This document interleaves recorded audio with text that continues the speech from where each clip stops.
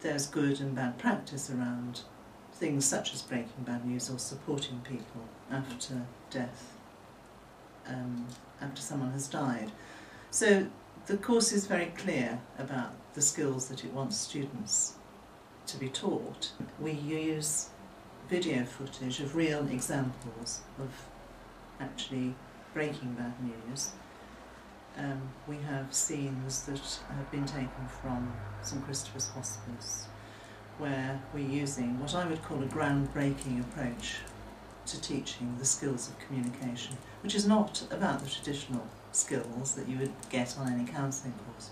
It's much more about the practical, everyday support that people need, and using the skills to make a significant difference at the end of people's lives.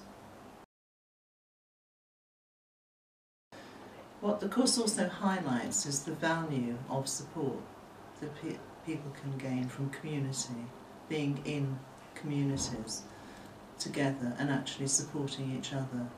And there are illustrations within the course about school bereavements, about communities such as the Unfound community, which also support, where people supported each other, and also challenges notions about support groups that are set up for children. We actually show an example of a children's support group at Winston's Wish.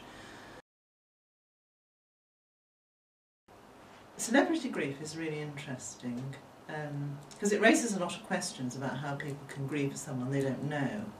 And we look at some of the theories around this.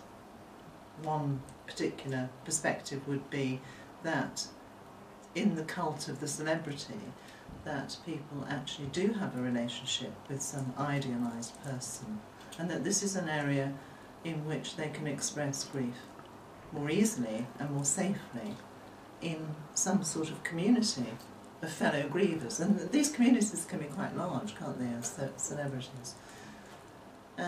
Other people would argue that this is standing in for having to face grief at a more personal level. We look at examples of current dilemmas that seem to be very much in the news at the moment, one of which is assisted suicide. The way in which definitions of death have changed is connected in part, some would argue, in a large part, to organ donation, the need to harvest organs from someone who is still breathing, but actually whose brain has died. So a lot of really difficult, contentious debates in the course. What is central to this final block of study are two dilemmas.